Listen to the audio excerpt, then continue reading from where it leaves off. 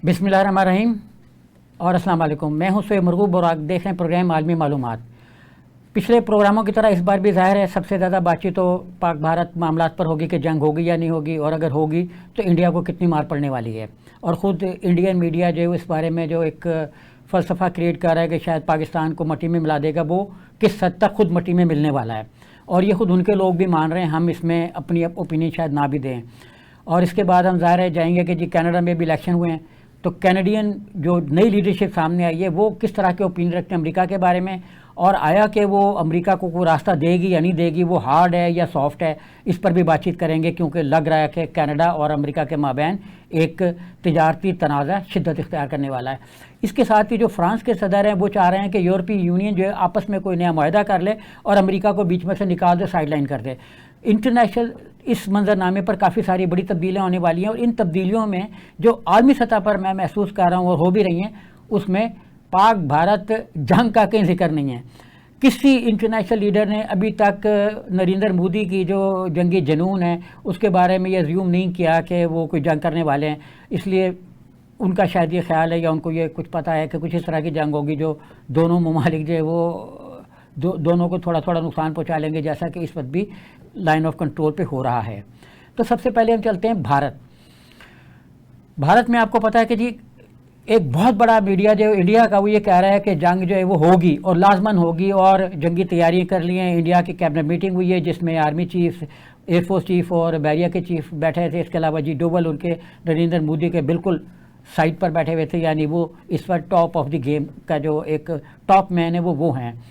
अब अजीत डोवाल किस हद तक इस रीजन की सियासत को, जो जंगी सियासत है उसको समझते हैं, क्योंकि वो हमेशा उस जुनून में मुब्तला रहे हैं जो दूसरे मुल्कों में टेररिज्म के बारे में हो, और वो टेररिज्म के माहिर हैं। शायद इसीलिए इसी कैपेसिटी में वो सबसे आगे मैदान में उसमें मेज़ पर बैठे होंगे। और इसी से मैं बताता चलूँ कि पिछले दिनों जो DGISPR साहब ने एक प्रेस कॉन्फ्रेंस की थी जिसमें उन्होंने वाज़ेह लफ्ज़ों में कहा था कि इंडिया जो है कई मामलात में मुलविस है, और जेलम से एक उनका जो हाजिर सर्विस ऑफिसर है वो गिरफ्तार हुआ, जो इंडियन स्पाई चीफ या उनके जो नुमाइंदे थे उनके साथ तो राब्ते में नहीं था, बल्कि वो इंडिया के कुछ छोटे रैंक के अफसरों के साथ राब्ते में था, और वो शायद आगे इन्फॉर्मेशन देते होंगे, कोई एक प्लान और बनाया भी होगा। क्योंकि ऐसे यहाँ पे कई केसेस पहले भी सामने आए हैं, जो कौ साहब ने और ऐसे दौलत ने जो किताब लिखी थी उसमें भी उन्होंने यह तस्लीम किया था कि रॉ जो है वो एक बड़ा लोअर लेवल का ऑफिसर, इंस्पेक्टर इस तरह का मुकर्रर कर देती है जो अपने एजेंटों के साथ राब्ते में रहता है। तो वो ये बहुत बड़ी अचीवमेंट थी जिस पर पाकिस्तान की जो आर्मी है, इनकी जो एजेंसियाँ हैं, उनको क्रेडिट देना चाहिए। अच्छा, अब मैं थोड़ा सा ये जिक्र करूँगा कि आखिर मकबूजा जम्मू कश्मीर में टेररिज्म बढ़ क्यों रहा है।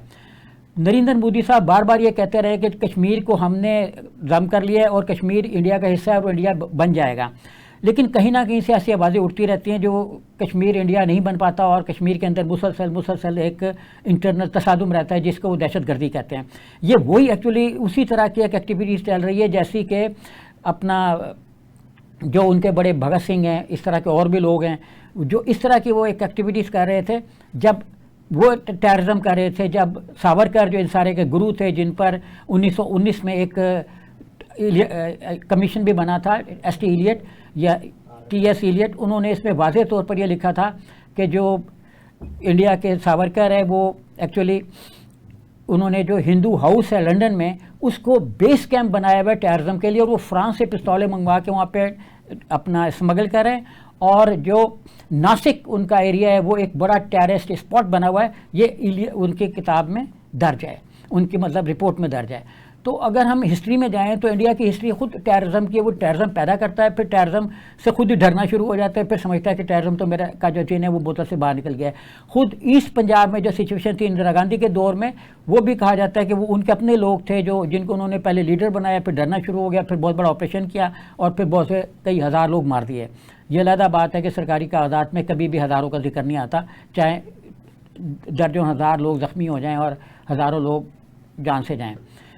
तो ये जो मतलब इंडिया की एक वॉर, इसकी नफसियाती तौर पर जो कश्मीर पर असर पड़ा वो ये था कि जब इंडियन गवर्नमेंट ने और इंडियन मीडिया ने बड़ा, जिसको कहते हैं बंसरियाँ बजाई कि जी जब पाकिस्तान की एक ट्रेन हाईजैक हुई, ट्रेन के अंदर 300-400 लोगों को जिनको वो कहते हैं बंदी बना लिया गया या अगवा कर लिया गया या उनको यरगमाल बना लिया गया।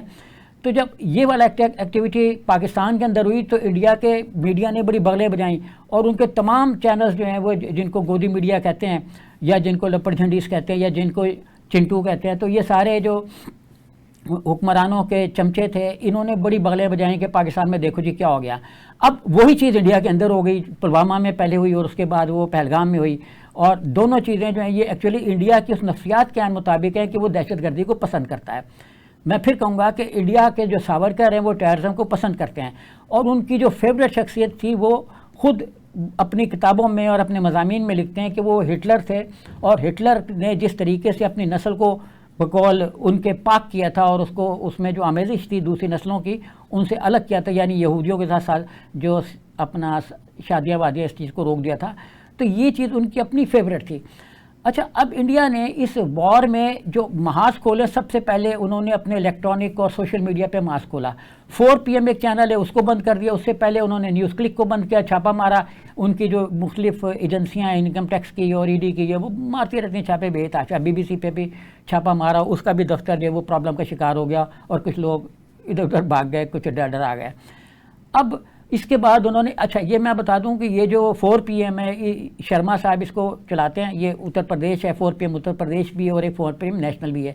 ये इतने पॉपुलर है वहाँ पे कि इसकी जो अपना सब्सक्रिप्शन है वो तकरीबन 75 लाख है, 7.5 मिलियन है, इसलिए इंडिया ने सबसे पहले इस पे हाथ डाला है इसके हक में। और अच्छा, इसके बाद जैसा हमने पिछले प्रोग्राम में भी डिस्कस किया था कि जो एक नेहा सिंह राठौर हैं उन पे हाथ डाला है। अच्छा, उन्होंने अब इस पे और वीडियोस डालना शुरू कर दिए हैं, उन्होंने इंडिया को साफ ललकारना शुरू कर दिया कि हम डरेंगे नहीं, और ख़ुद इंडिया को भी मुंह की खानी पड़ी जब एक प्रोग्राम में जो सवाल इस वक्त नेहा सिंह राठौर या और लोग कर रहे हैं, एक वहाँ की प्रोफेसर है वो भी फिर जेल में खातून प्रोफेसर, उन्होंने भी मतलब इसी तरह का डाला सवाल किया कि जो टेररिस्ट उनको कई महीने तक नज़र नहीं आए वो अचानक जंग के बाद आधे घंटे के अंदर कैसे नज़र आ गए। अच्छा, इसी तरह के सवालात जो है वो खुद नरेंद्र मोदी ने भी जब पीछे अटैक हुआ था पुलवामा का और उससे पीछे भी हुआ था जब कांग्रेस के दौर में जब इस तरह के टेररिज्म होते थे तो मोदी 4-5 सवाल करते थे। उनका बड़ा फेवरेट सवाल था कि वो टेररिस्ट है तो गवर्नमेंट को क्यों नहीं पता चला। टेररिस्ट जिस अपना राब्तों के ज़रिए जिस तरीके से राब्ते में थे, उन्होंने जो नेटवर्क इस्तेमाल किया सोशल मीडिया का, ये जो भी था उसका क्यों नहीं पता चल सका। जिस ज़रिए से उन्होंने मनी लॉन्ड्रिंग की, पैसे आए, क्यों नहीं पता लगा। और ये जो असला स्मगल हुआ इसका उनको क्यों नहीं पता चला। ये सारे सवाल नरेंद्र मोदी करते थे। यही सवाल तो उनके अपना जो मेन स्ट्रीम मीडिया उस पर भी कांग्रेस की एक खातून ने किए। अच्छा, इंडियन गवर्नमेंट जो है वो उस मीडिया को तो स्नब कर रही है जो उनसे सवाल कर रहा है, और इसी पर जो अपना उनके एक बहुत बड़े हैं जिनका तकरीबन कोई मेरा ख्याल है 1.25 करोड़ के करीब उनकी सब्सक्रिप्शन है, रविश कुमार, जिनको वहाँ पे रविश मोहिउद्दीन भी कहते हैं क्योंकि वो मुसलमानों और इस्लाम के जो वहाँ पे इस्लाम के ख़िलाफ़ जो एक्टिविटीज़ हो रही हैं उनके वो मजम्मत में काफ़ी सारे प्रोग्राम डालते हैं दलाइल के साथ। तो उन्होंने ये कहा कि इंडिया ने इधर उधर ऊपर नीचे पैदर पे जिसको कहते हैं ना कि मुख्तलिफ तरह की स्नप करने वाली एक्टिविटीज़ इख्तियार करके इसको केल, उसको दबाना, उसको पकड़ना, उसको अंदर करना, उसको बाहर करना, तो इससे उन्होंने कौम को नफ्सियाती मरीज़ बना दिया और नफ्सियाती तौर पर कमज़ोर कर दिया है। यानी इससे हम ये नतीजा निकाल सकते हैं कि इंडिया जो है वो अब जंग करने के काबिल नहीं है, और यही वजह है कि वहाँ पे फ़ौज को अगर ये फ्री हैंड दे दिया गया है, लेकिन ये मुझे नहीं मालूम कि ये फ्री हैंड उनका किस तरीके से निकलेगा, क्योंकि पाकिस्तान के बजट से 5 गुना बड़ा बजट रखने वाली जो इंडिया की आर्मी है या उनकी जो पूरे एयरफोर्स और बैरिया है वो क्या कर पाएगी, क्योंकि पाकिस्तान के पास ऐसा असला, ऐसे हथियार है, वही हमें बता रहे हैं कि पाकिस्तान ने तो ये वाला हथियार भी चीन से ले लिया, तुर्की ने ये वाला हथियार दे दिया, और इस वक्त जो नॉन स्टॉप हम 300 किलोमीटर में उनको उनके किसी भी एरिया को नॉन स्टॉप तरीके से तबाह बर्बाद कर सकते हैं, तो वो खुद हमसे डरा बैठा है। अच्छा, इसी माहौल में कि जंग होगी नहीं होगी और ये जो ग्राउंड वॉर है ये कौन जीत पाया, माजी के में किस तरह से इसकी एक्टिविटीज़ हुई हैं, तो इसके बारे में एक रिटायर्ड ब्रिगेडियर हैं कुलदीप सिंह, उन्होंने लिखा है कि माजी में जितनी भी जंगी हुई हैं वो मैन पावर के बगैर भी मुल्कों ने जीत ली हुई हैं। इसके लिए ज़रूरी नहीं है कि कोई बहुत ज़्यादा मैन पावर और बहुत ज़्यादा टेक्नोलॉजी हो। अब अगर ये टेक्नोलॉजी का दौर है तो सारे लोग ये कह रहे हैं कि ये वॉर नए तरीके से लड़ी जाएगी जिसमें टेक्नोलॉजी बहुत ज़्यादा इन्वॉल्व होगी, जैसा कि आपने देखा कि इसराइल ने ईरान के ख़िलाफ़ टेक्नोलॉजी की जंग लड़ी, इसराइल ने लेबनान में टेक्नोलॉजी की जंग लड़ी, जब उन्होंने, हमने एक पिछले प्रोग्राम में भी बताया कि किस तरीके से उनके जो पेजर थे या वॉकिया टॉकियाँ थी उनको बर्बाद किया एक दिन के वक्फे से। तो ये सारी टेक्नोलॉजी की वॉर थी, और चूँकि टेक्नोलॉजी के जितने भी बिलियनियर्स हैं वो सारे के सारे यहूदी हैं और यहूदी एक कॉज को सपोर्ट करते हैं। और इसमें भी सुना यह है कि यहूदियों की एक टीम जो है वो इंडिया में उतर चुकी हुई है, जो टेक्नोलॉजी में शायद उनको बताएगी या उनको उनके राब्ते करवाएगी इंटरनेशनल टेक्नोलॉजी के जो ग्रुप्स हैं उनके साथ, ताकि मतलब वो इसको किसी इंडिया को कर सकें। लेकिन इसी माहौल में मैं कुलदीप सिंह का जिक्र करने से पहले ये कहना चाहूँगा कि इंडियन मीडिया इस चीज़ से खौफजदा है कि पाकिस्तान के पास एक ऐसी टेक्नोलॉजी आ गई चाइना ने दी है, जिसके ज़रिए से वो गूगल मैप जैसे रनिंग चल रहा होता है, आप किसी भी गाड़ी को आप किसी भी जो ये सोशल मीडिया पे ऐप्स होती हैं उनके ज़रिए से आप जब कोई गाड़ी आप रखते हैं तो आप उसकी मूवमेंट देख सकते हैं। तो इंडिया ने अब ये अपने लोगों को बताना शुरू कर दिया, उनके मेन स्ट्रीम मीडिया ने, कि पाकिस्तान को चाइना ने ऐसा एपरेटस दे दिया हुआ टेक्नोलॉजी का जदीद तरीन, जिसके ज़रिए से पाकिस्तान पूरे महाज़े जंग की जो एक एक्टिविटी सरगर्मियाँ चल रही हैं कि फ़ौजें कहाँ पर हैं, किसके कहाँ पे टैंक है, कहाँ पे मिसाइल फिट हैं, कहाँ कहाँ क्या क्या चल रहा है, तो ये पाकिस्तान एक जिसको कहते हैं ना कि लाइव व्यू देख सकता है। तो इससे भी वो बहुत ज़्यादा खौफजदा है कि कहाँ इंडिया इस वक्त भी एक्टिविटीज़ कर रहा है, ये पाकिस्तान उसको बड़ी आसानी के साथ देख रहा है। तो इसी हवाले से कुलदीप सिंह ने लिखा है कि जो 22 अप्रैल का इंसिडेंट हुआ, ये इंडिया के जितना भी इलेक्ट्रॉनिक मीडिया है या जितना भी प्रिंट मीडिया है वो सारा 22 मई से भरा हुआ है कि उसमें जो उनका एक अस्करी बयानिया है वो इसके बारे में मुसलसल लिख रहे हैं और गलत मालूमात फराहम कर रहे हैं, और एक जंग का जो एक ढोल है वो मुसलसल पीटा जा रहा है कि जंग होगी, जंग होगी, जंग होगी, जंग होगी।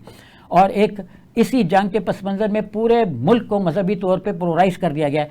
मैंने एक पिछले प्रोग्राम में भी कहा था, ये मतलब कुलदीप सिंह ने नहीं लिखा, कि मैंने एक पिछले प्रोग्राम में भी कहा था कि इंडिया जब कश्मीरियों को अपने साथ नहीं रखना चाहता तो ज़बरदस्ती फ़ौज की बुनियाद पर रखा हुआ क्यों है। जब इस वक्त पूरे इंडिया में कश्मीरियों पर हमले हो रहे हैं, मैं उनकी तफसील में नहीं जा सकता, उसके लिए पूरा प्रोग्राम दरकार होगा। हम नाम, तस्वीर और उसके हवाले से जो कुछ लोगों के ख़िलाफ़ पर्चे दर्ज हुए उनके बारे में बात करेंगे। लेकिन फ़िलहाल हम ये बात करना चाह रहे हैं कि जब इंडिया हर एक दूसरे मज़हब के लोगों को अपना दुश्मन समझता है, एंटी इंडिया समझता है, तो फिर वो उनको अपने साथ ज़बरदस्ती रखना क्यों चाहता है। आज इंडिया अपने मकबूजा जम्मू कश्मीर से फ़ौजी हटा ले, हम भी देखते हैं कि वो कश्मीरी किसके हक़ में जाते हैं। यही वजह है कि जो पिछले दिनों इलेक्शंस हुए, जिसके बाद ये सारा पुलवामा का एक सीन क्रिएट किया गया, उस इलेक्शन में नरेंद्र मोदी की पार्टी जो बड़ा हमने कह रही थी कि हमने सोने की चिड़िया बना दिया मकबूजा जम्मू कश्मीर को। आप देखें कि जब मुग़लों ने हुकूमत की इंडिया में, तो पूरी दुनिया मुग़लों के इस इंडिया में इन्वेस्टमेंट भी करना चाह रही थी, आना भी चाह रही थी, बैठना भी चाह रही थी, ट्रेड भी करना चाह रही थी, और ये वर्ल्ड इकॉनमी का वर्ल्ड थर्ड बन गया हुआ था, वर्ल्ड GDP का। लेकिन आज मकबूजा जम्मू कश्मीर जहाँ दूध और शहद की नहरें बिल्कुल भारतीय जनता पार्टी हमने बांधी हुई हैं, वो कुछ नहीं कर पाए सिवाय 7.5 अरब के उस इनकम के, जो बेचारे कश्मीरी लोगों को अपने कंधों पर और घोड़ों पर चलाकर पोनी बॉय की तरह उनकी मदद करते हैं, सपोर्ट करते हैं। और इस जंग में भी दो तरह के मीडिया चल रहे हैं। एक मीडिया अग्रेसिव है, जारियाना है, जिसका जिक्र कुलदीप सिंह ने भी किया। दूसरा मीडिया इलेक्ट्रॉनिक नहीं है, वो मतलब बहुत कमज़ोर है, आवाज़ उनकी धीमी है लेकिन ताकतवर है। ये वो लोग हैं जो मकबूजा जम्मू कश्मीर के बिसरान वैली से गए थे, बिसरान घास कहते हैं उसको, जो भी है। तो वहाँ से वो जब गए थे तो वो कहते हैं कि कश्मीरियों ने तो हमें घर अपने रहने की ऑफ़र दी, उन्होंने हमें खाने पीने की ऑफ़र दी, वो अपनी जान पर खर्च कर लेके आए। और इस सिलसिले में बाकायदा उनके इंटरव्यूज़ भी चल रहे हैं, मुख्तलिफ जो व्लॉगर्स हैं वो इंटरव्यू कर रहे हैं और मुख्तलिफ लोग वहाँ पे जाके ये चीज़ साबित करने की कोशिश कर रहे हैं कि कश्मीर में इक्का दुक्का टेररिस्ट हैं।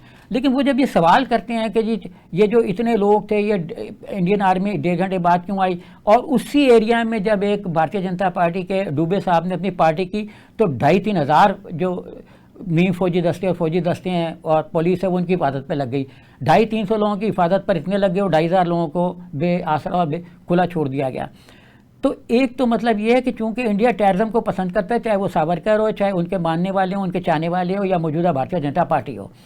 और इस चीज़ को खुद अंग्रेज़ों की तमाम रिपोर्टों ने, तमाम गैजेटियर्स ने साबित किया है कि इंडिया के जो एक बहुत बड़ा ग्रुप था वो टेररिज्म की तरफ माइल था। इसमें ST इलियट या TS इलियट, मैं नाम कन्फ्यूज़ ही कर जाता हूँ, इनकी किताब पढ़ लें तो आपको पता जाएगा कि इन्होंने अपनी किताब में क्या लिखा है।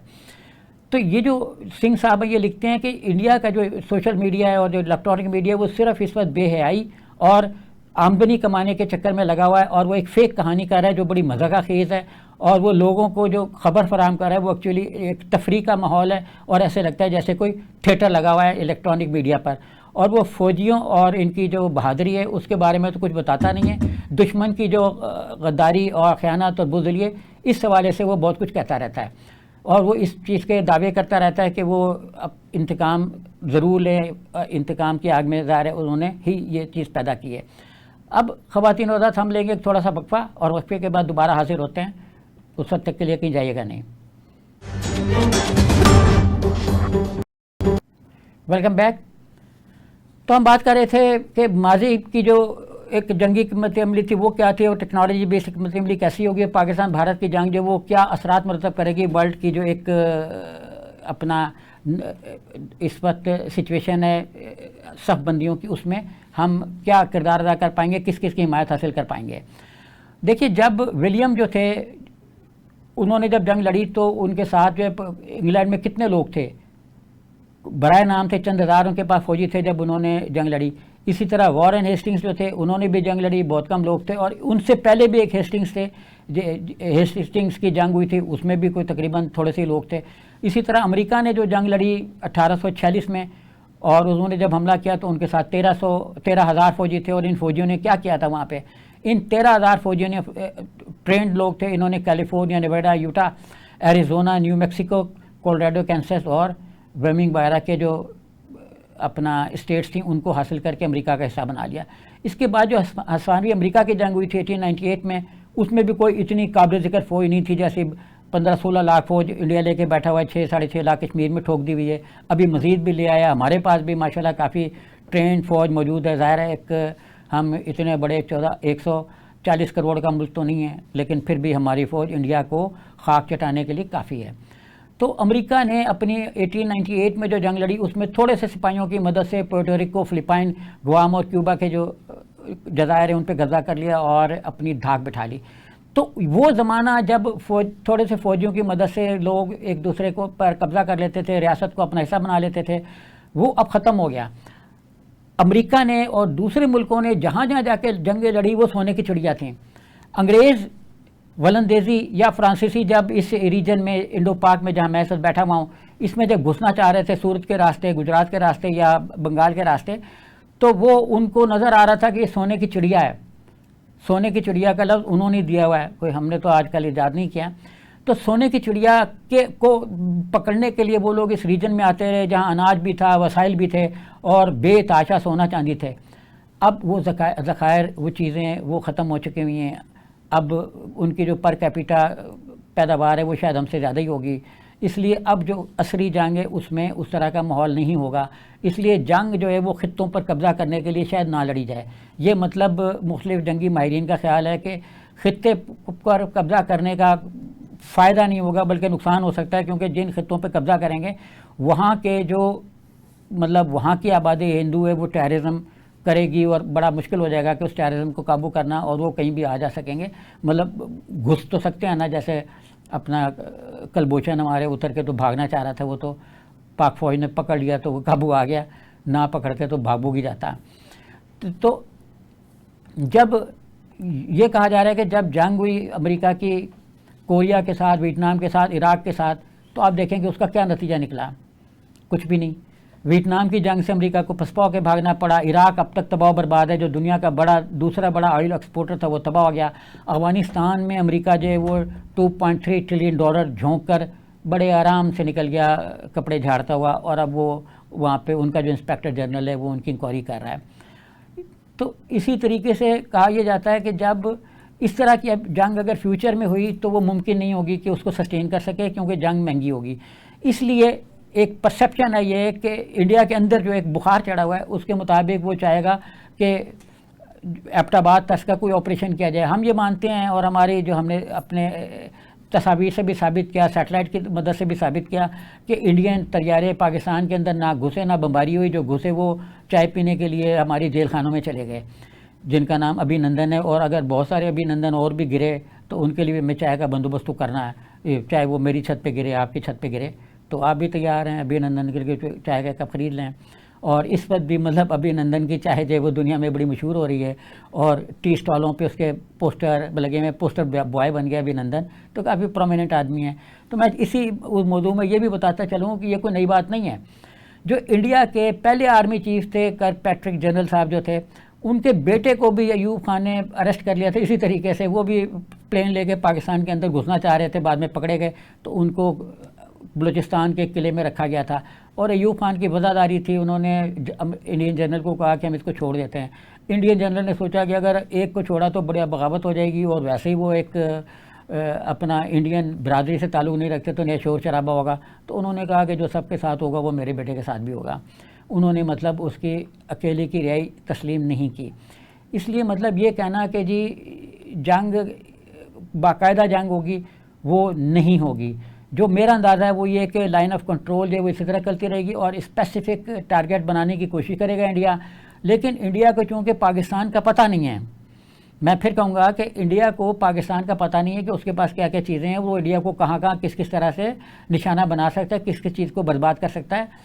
तो वो उसको यहाँ पे काफ़ी सारी, जिसको कहते हैं ना, मुँह की खानी पड़ेगी बहुत ज़्यादा। तो मुँह की खाने के बाद ही वो ठीक होगा। वो तो इंडिया के अंदर भी चल रहा है ये बात कि लातों के भूत बातों से नहीं मानते। तो जो लातों के भूत है, जो नरेंद्र मोदी खुद भी और उनकी जो पूरी टीम है, वो लातों के भूत है, वो बातों से तो मानते नहीं हैं।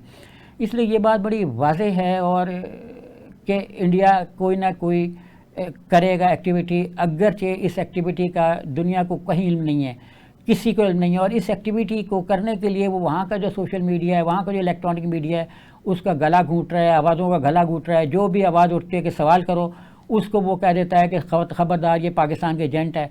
और इस पर कोई तकरीबन 22 के करीब लोग बिहार में गिरफ़्तार हो गए हैं। और वहाँ के जो चीफ मिनिस्टर हैं बिस्मा साहब, वो कहते हैं कि जी नहीं, हम तो मज़ीद करेंगे अगर ऐसा हुआ तो। अब वहाँ के जो सियासतदान हैं उन पे भी हुए, वहाँ की जो शाला एक हैं लीडर वहाँ की, ये जब मोदी पर तनकीद कर रही थी तो इन पर हुआ। लेकिन जब ये किरण रिजिजू, उनके लेफ्टिनेंट जनरल जो हैं, गवर्नर जो हैं मकबूजा जम्मू कश्मीर के, उनके साथ तस्वीरें खिंचवाईं और उनके जो इधर उधर के वज़ीर हैं उनके साथ तस्वीरें खिंचवाईं, तो वो बहुत अच्छे हो गई और उनके पर्चे वापस हो गए।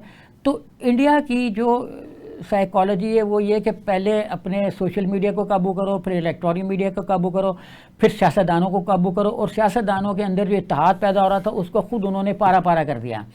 और ख़ुद जो इत्तेहाद पैदा हो रहा था, कश्मीर देखें, पहली मरतबा मकबूजा जम्मू कश्मीर इस हमले के ख़िलाफ़ इकट्ठे होकर मैदान में आए, क्योंकि ये हमला उनको समझ आ रहा था कि ये सीक्रेट वॉर है जो अजीत डोवाल साहब एक अर्सा से लड़ रहे हैं। उनका ख्याल है कि हमको 77 की तारीख दोहरा देंगे। हालांकि 71 में जो गलत तारीख दोहराई गई थी वो अब आप देखें कि जी इंडिया ने अपने एयरपोर्टों पर, इधर उधर गुजरगाहों पर 3 झंडे फर्श पर लगाए, जिनमें से एक झंडा बांग्लादेश और फ़लस्तीन का भी है।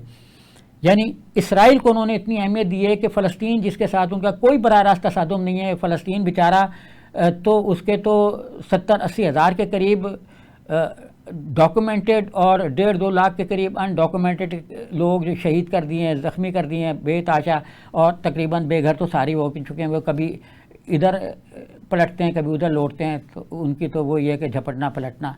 तो लेकिन इसराइल जो है वो फ़लस्तीन के साथ भी जब तक तो आसमानी जंग लड़ता है तो कामयाब रहता है, लेकिन जैसे ही वो ज़मीनी जंग की तरफ आता है तो उसका धोबी पटरा हो जाता है। और ज़मीनी जंग में उसके टैंक भी तबाह हो जाते हैं, उसकी जंगी हिकमत अमली भी नाकाम हो जाती है और वो कब्ज़ा करने की पोजीशन में नहीं आता, और वो फिर अपने फ़ौजियों की लाशें गिनता रहता है, उठाता रहता है। और यही वजह है कि वो बार बार जो है इधर से ये जो ज़मीनी ऑप्शन है इसको बनाता है, फिर तर्क करता है, फिर बनाता है, फिर तर्क करता है। तो उसको ये समझ आ गई है कि हम सिर्फ ऊपर से मार के भाग जाएँ तो उसी में हमारी बचत है, बाकी हम नहीं कर सकते। अच्छा, इंडिया का भी इसी तरह का ख्याल है, वो ये समझ रहा है कि अच्छा पाकिस्तान जो है वो कोई फ़लस्तीन है तो हम ऊपर से मार के भाग जाएंगे, या कह देंगे मार दिया। देखें, इंडिया 2 नंबरी में तो एक्सपर्ट है, कह देगा मार दिया तो कौन पूछने वाला है। और ये उनका मीडिया भी कह रहा है, उनके पास जो व्लॉगर्स हैं वो ये कह रहे हैं कि इंडिया अगर ये कह देगा कि पाकिस्तान के अंदर हमने हमला कर दिया तो उनका मीडिया शुरू हो जाएगा, और जी पाकिस्तान के अंदर हमला कर दिया। कोई नहीं पूछेगा इंडियन गवर्नमेंट से कि भाई कब किया है, कहाँ किया है, क्या किया है। जैसे लगे में एबटाबाद, लेकिन एबटाबाद में कुछ भी नहीं हुआ। वहाँ तो मतलब कौओं के पर भी नज़र नहीं आए जो कहते हैं कि एबटाबाद में। तो वो अपने लोगों के गले घूंट कर ये चाह रहे हैं कि जो टेररिज्म है उसको रोका जाए, आवाज़ सामने ना आए, सवाल कोई हो ना। और अभी मैं आपको बताऊं कि एक तस्वीर कांग्रेस ने जारी की कि गायब, तस्वीर के ऊपर लिखा गायब, और वो नीचे उन्होंने सिर्फ गर्दन उड़ा दी और नीचे का जिस्म जो है वो उन्होंने दिखाया। अच्छा, इस ये गायब जो है इस वक्त पूरे इंडिया में ज़ेर बहस है। गायब कौन है? गायब है नरेंद्र मोदी। लेकिन जो वो कह रहे हैं आप इस गायब पर कोई भी तस्वीर लगा सकते हैं, आप इस पर जो भी इंडिया को इससे सवाल कर रहे हैं उसकी भी तस्वीर लगा सकते हैं, जिस पे पर्चे दर्ज हो रहे हैं उनकी भी लगा सकते हैं। और बाद मीडिया ने तो न्याय सिंह राठौर और किसी ने किसी की तस्वीर लगा दी। अब एक्चुअली जो हो रहा है वो ये है कि इंडिया अपने अंदर आवाज़ों को दबा के और ख़ुद बोल नहीं रहे। तो जो गायब का परसेप्शन दिया उसके पीछे ये नहीं है कि कोई नरेंद्र मोदी गायब हो गया है, वो ये है कि वो ना कश्मीर के उन्होंने बिहार में जाके जहाँ इलेक्शन हो रहा है वहाँ पे अंग्रेज़ी में 2-3 मिनट का खिताब किया इसके बारे में, जिसमें उन्होंने पाकिस्तान का नाम नहीं लिया।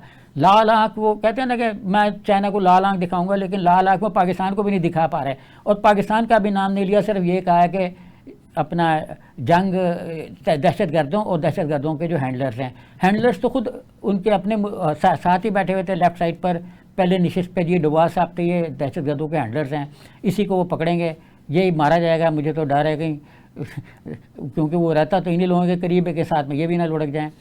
बार कैफ तो जो गायब है ये वहाँ पे सबसे ज़्यादा ज़ेर बहस है कि ये गायब आदमी ना मणिपुर गया जहाँ पे सैकड़ों लोग जो है वो मारे जा चुके हैं, हज़ार घर गिराए जा चुके हैं, सैकड़ों जो अपना गिरजाघर हैं उनको राख का ढेर किया जा चुका है, लोग नकलो हरकत कर रहे हैं जिनकी तादाद कई दर्जनों हज़ार है। खुराक की किल्लत है, लेकिन मोदी साहब वहाँ नहीं गए। और इसी तरह मोदी साहब मकबूजा जम्मू कश्मीर में जहाँ पे ये एक्शन हुआ वहाँ नहीं गए, पुलवामा में भी वो नहीं गए थे, डर डरा के। कई बाद में बहुत अरसे बाद गए होंगे, यहाँ भी शायद बहुत अरसे बाद चले जाएंगे। फ़िलहाल तो उनका कोई प्रोग्राम नहीं है यहाँ जाने का। तो नतीजा मैं ये निकाल सकता हूँ कि फ़िलहाल जो है वो जंग का माहौल इंडिया ने बहुत गरमाया हुआ है, लेकिन वो एक जिसको कहते हैं ना फुल स्केल वॉर, उसकी पोजीशन में नहीं है। फुल स्केल वॉर की पोजीशन में नहीं है। वो ठूठा करना चाहेगा, हम भी करते रहेंगे। ये पहले भी 300, 400 महीना के हिसाब से लाइन ऑफ कंट्रोल पे खिलाफ वर्जियाँ होती थी, अब भी होती रहें तो हमें क्या एतराज़ है। करते रहें खिलाफ वर्जियाँ, हम भी जवाबी खिलाफ वर्जियाँ करते रहेंगे। लेकिन अभी वो इल्ज़ाम हम पे लगा रहे हैं। पूरी दुनिया को पता है कि इंडिया ने वॉर हिस्टीरिया पैदा करके ये कहा है कि हम लाइन ऑफ कंट्रोल को गर्म कर देंगे, हॉट कर देंगे, लेकिन इल्ज़ाम वो हम पे डाल रहे हैं कि आपने किया है। और उनके दहशतगर्द हमने पकड़े, उन्होंने हमारा कोई दहशतगर्द नहीं पकड़ा। इंडिया में एक ये भी सवाल हो रहा है कि ये जो टेररिस्ट थे ये कहाँ से आए, कहाँ गायब हो गए। ये गैबी इंसान ही थे, जैसे ये इन्होंने कांग्रेस ने डाला हुआ है कि गैबी इंसान ये इसी तरह के थे कि किसी को नज़र ही नहीं आ रहा है। जब वो नीचे से पहाड़ों से ऊपर गए वहाँ भी नज़र नहीं आए, पहाड़ों से गन लेके वापस चले गए फिर भी नज़र नहीं आए। फिर कहते हैं कि जी उनको जो क्लाशनकोफ है जो इंडिया में भी बड़ी आसानी से दस्तयाब है वो पाकिस्तान ने दे दी थी, हमने वहाँ से पता नहीं कैसे भिजवा दी थी। तो बहर के हमारी आर्मी पूरी तरह एक्टिव है, लोग बिल्कुल आराम से रहें, सुकून से रहें। हमने उनके ऐसे ड्रोन्स भी गिरा लिए जिनके ज़रिए वो पैसों की भी स्मगलिंग करना चाह रहे थे। उसमें कुछ ऐसे आलात भी बरामद हुए हैं जिनसे जासूसी का पता लगता है। और हमने उनका मजीद नामी एक जेलर में बंदा भी पकड़ लिया है, कलभूषण पहले से ही हमारे पास है। तो देखते हैं कि इसके फ्यूचर में क्या असरात बरामद होते हैं। पिछले दिनों कनाडा में इलेक्शन हुए और कनाडा में इलेक्शन में जो सबसे बड़ा मामला और मौजूद ज़ेर बहस था, जैसे इंडिया के इलेक्शन में पाकिस्तान होता है या हमारे इदारे होते हैं, तो कनाडा के इलेक्शन में सबसे बड़ा मामला ये था कि कौन सा लीडर ऐसा है जो अमेरिका को ट्रंप के पैदा कर रहा टैरिफ जो बहरान है उससे निकाल सकेगा। तो मार्क कार्नी जो है वो उनके बैंकिंग सेक्टर से भी मुंसलिक रहे हैं, उनके इकनॉमिक सेक्टर को भी देखते रहें और इन्होंने अपने आप को ऐसे पेश किया कि वो टैरिफ से जो है वो बड़ी आसानी के साथ निजात पा लेंगे और अमेरिका को एक बड़े बहरान से निकाल लेंगे, कनाडा को। तो इसलिए मतलब उनको लोगों ने अब तक ज़ाहिर है पूरे रिज़ल्ट हमारे सामने नहीं आए क्योंकि अभी जो गिनती है वो बीच में थोड़े अरसे के लिए रोक दी गई थी। लेकिन जो लिबरल पार्टी के लीडर हैं मार्क कार्नी, वो इस पोजीशन में आ गए हैं कि कनाडा में अपनी हुकूमत बना लें। हाँ, हो सकता है कमज़ोर, इतनी ताकतवर ना हो, 2/3 मेजॉरिटी ना हो, लेकिन अभी सारा सीन क्योंकि सारे वोट काउंट नहीं हुए तो सामने नहीं है, लेकिन बाहर के हुकूमत बनाने में कामयाब हो जाएंगे। उन्होंने ऑटो टैरिफ से निपटने के लिए एक बड़ा मंसूबा दिया था। साथ ही उन्होंने कहा था कि डोनाल्ड ट्रंप की जो स्टेटमेंट्स हैं वो कनाडा को तकसीम करने की साजिश है, क्योंकि डोनाल्ड ट्रंप ने इलेक्शन के दौरान जब कनाडा में इलेक्शन हो रहे थे तो ये वाज़ेह तौर पर कहा था कि कैनेडियन उस लीडर को इलेक्ट करें जो कनाडा को अमेरिका की एक और रियासत बना दे, यानी अमेरिका में शामिल करा दे। लेकिन इसके बरक्स कनाडा ने उस आदमी को इलेक्ट किया जो डोनाल्ड ट्रंप के मुखालिफ एक बाकायदा प्लान लेके आया था कि मैं उनके टैरिफ जो वॉर है उसे निपटूंगा कैसे। तो उन्होंने साथ ये भी कहा था कि मैं ये जो ख़ाम माल है गाड़ियों के लिए, तैयारशुदा गाड़ियाँ हैं, ऑटो की जो सप्लाई चेन है, इनसे मुंसलिक लोगों को बुरान है में का शिकार होंगे, उनको एक प्रॉब्लम पैदा होगी, उन फाइनेंशियल क्रंच आएगा इस शोबे में। तो इसके लिए उन्होंने पहले ही कह दिया था कि मैं $2 अरब का स्ट्रेटेजिक रिस्पॉन्स फंड कायम कर दूंगा, और मे बी के अगर उनकी हुकूमत कायम हो जाती है तो उनकी हुकूमत के बनते ये उनका जो ऑटो इंडस्ट्री है उसके तहफ़्फ़ुज़ के लिए फ़ंड कायम हो जाएगा। इसलिए कनाडा को जो तिजारती मसाइल हैं उससे निमटने के लिए भी उन्होंने एक बड़ा प्लान दिया था। वो प्लान ये था कि नई मंडियाँ तलाश की जाएँ।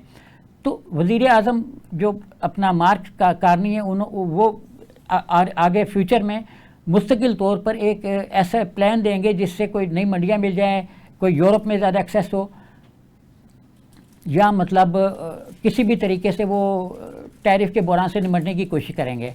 और उन्होंने तो ये वाज़ेह तौर पर कहा है कि जो उनकी जीत है वो डोनाल्ड ट्रंप के मुखालफत में और इस चीज़ के हक़ में है कि कनाडा को अपनी आज़ादी बहुत अजीज़ है। और वो उन्होंने ये भी कहा है कि जो कैनेडियंस हैं वो हरगिज़ ये नहीं चाहते कि ट्रंप जो है वो उनके मुल्क को तोड़ दे या अमेरिका हमारा मालिक बन जाए, ऐसा नहीं होगा। उन्होंने अपनी तकरीर में ये अल्फाज कई दफ़ा दोहराए, ऐसा नहीं होगा, ऐसा कभी नहीं होगा, ऐसा कभी नहीं होगा। फिर साथ ही उन्होंने कहा कि हम इस हकीकत को तस्लीम करते हैं कि दुनिया बदल चुकी है। तो साथ ही उन्होंने फिर ये भी कहा कि हम जो तिजारती जंग लड़ रहे हैं वो एक्चुअली हमारी पैदा करदा नहीं है, हम तो इस जंग से निमटने के लिए इक़दाम कर रहे हैं। और फिर साथ ही उन्होंने ये भी कहा कि इसके असरात हमसे ज़्यादा चीन और यूरोपीय यूनियन पे भी हैं। ये अलग बात है कि कनाडा की जो ऑटो इंडस्ट्री है उस पर टैरिफ ज़्यादा है। स्टील और एलुमिनियम की जो इंडस्ट्री है, इंपोर्ट एक्सपोर्ट है, उस पर 25% टैरिफ है, ऑटो इंडस्ट्री पर भी इतना ही है। अच्छा, तवानाई जो क्लीन एनर्जी है उसकी दरामदात पर भी 10% ड्यूटी उनके नज़दीक माशी कतल है। इससे निमटने के लिए भी जो नए उनके हुक्मरान आए हैं उन्होंने इक़दाम तजवीज़ किए थे जो उनके मैनिफेस्टो में भी थे, उनके तकरीरों में भी थे, और उनके अवाम ने उनके उसके ये जो प्लान है इसको एक्सेप्ट किया है। अब मेरा ये अंदाज़ा है कि फ्यूचर में अमेरिका के साथ एक तसादुम की कैफियत लाजमी तौर पर पैदा होगी, क्योंकि वो कोई नरम जो रवैया उसके साथ तो बरकरार आए नहीं है। और इसी हवाले से जो यूनिवर्सिटी ऑफ टोरंटो में पॉलिटिकल साइंस के प्रोफेसर हैं क्रिस्टोफर, वो ये कहते हैं कि ये इंतखाब जो ये बड़े पैमाने पर तब्दीली के लिए था, और इसमें जो वोटरों ने जिस चीज़ को अहमियत दी वो अहलियत का इम्तिहान था, यानी ऐसे लोगों का इम्तिहान था कि किसी भी तरीके से ऐसे लोग बरसेदार आएँ जो इस कदर अहल हों कि वो जो दुनिया इस वजह इन चैलेंजेस से गुजर रही है, ख़तरनाक चैलेंजेस से गुजर रही है, उसका सामना कर सके और वो इसको इन हालात से बचाते हुए दरमियानी रास्ता निकाल कर अपने आप को अपने मुल्क को खड़ा करे।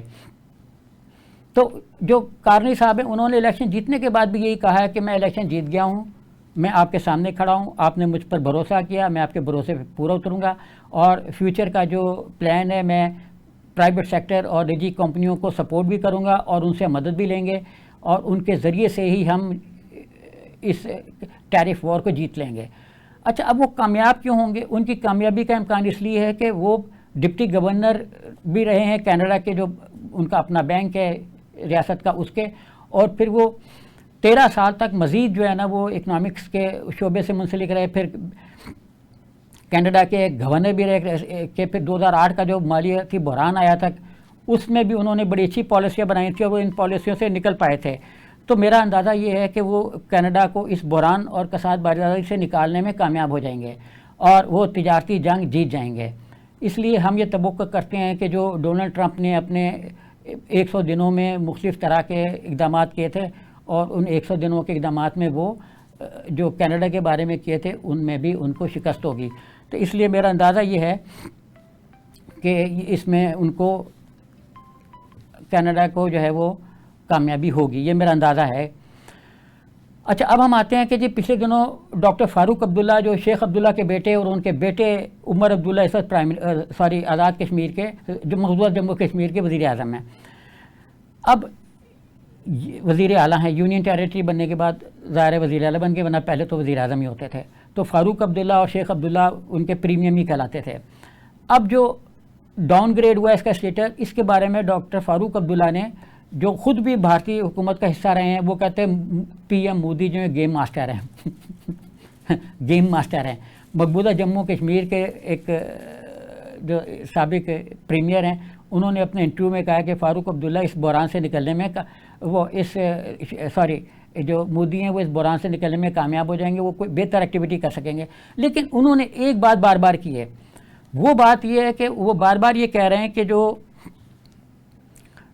370 है वो हटाना गलत था। अगर 370 ना हटाई जाती तो ये तो उन्होंने नहीं कहा कि बेहतर होता, लेकिन उन्होंने कहा कि जो मकामी लीडरशिप है उसके पास कोई इख्तियार नहीं है। जब जवाबदेह मकामी लीडरशिप है तो मकामी लीडरशिप के पास कोई पावर भी होना चाहिए। लेकिन उन्होंने बड़ी, जिसको कहते हैं ना, चापलूसाना किस्म की स्टेटमेंट दिए। चापलूसाना इसलिए कि वो ख़ुद भी 3 बार वज़ीर आला रह चुके हैं, वो मुख्तलिफ़ हुकूमतों के मदद से ही रहें। तो वो ये कह रहे हैं कि ये जो 370 है इसकी मनसूख करके जो उसका स्टेटस डाउनग्रेड किया गया था उसको दोबारा बहाल कर दिया जाए, और जो एक अपना सेंस ऑफ शमूलियत है, उसकी जो एक सिक्योरिटी की एक सेंस है, वो वहाँ पे पैदा होगी अगर उनको इख्तियार दे दिया जाए। उनको मतलब ये चीज़ उनमें अभी पैदा नहीं हो रही, क्योंकि अभी इख्तियार जो वो उधर मरकज़ में है, दिल्ली में, और वो ख़ुद यहाँ पे बैठ के जो चीफ़ मिनिस्टर हैं मकबूजा जम्मू कश्मीर के, कठपुतली चीफ़ मिनिस्टर, वो सिवाय बयानात देने के और अपनी गलती मानने के कुछ नहीं कर सकते। हैरत अंगेज़ तौर पर उन्होंने गलती अपनी तस्लीम की है, हालांकि उनका कोई कसूर नहीं है। और उन्होंने भी इस चीज़ को एक्सेप्ट किया है कि इनको गवर्नेंस का जो एक अपरेटस है उसका हिस्सा होना चाहिए। उन्होंने कहा कि हतमी ज़िम्मेदारी वज़ीर आज़म की है या वज़ीर आला की है, और इसी ज़िम्मेदारी को यकीनी बनाना चाहिए। इस वक्त उन्होंने ये डाला है कि इंसिडेंट जो हुआ है उसकी ज़िम्मेदारी वज़ीर आज़म नरेंद्र मोदी पे आयद होती है, और हिंदुस्तानियों की हिफाजत करना उनका काम है। यानी इनडायरेक्टली उन्होंने ये कहा है कि हिंदुस्तान जो है वो उनकी हिफाजत करने में नाकाम रहा है। तो ख़वातीन और हज़रात, अब हमारा वक्त जो है वो तकरीबन ख़त्म हो गया है। मुझे इजाज़त दीजिए, फिर हम कल हाज़िर होंगे ऐसे ही एक और प्रोग्राम के साथ, जिसमें हम कोशिश करेंगे कि इंडिया के अंदर जो एक्टिविटीज़ चल रही हैं उसको तस्वीर और उनकी आवाज़ों के साथ आपके सामने पेश करें। उस हद तक मुझे इजाज़त दीजिए। खुदा हाफिज़।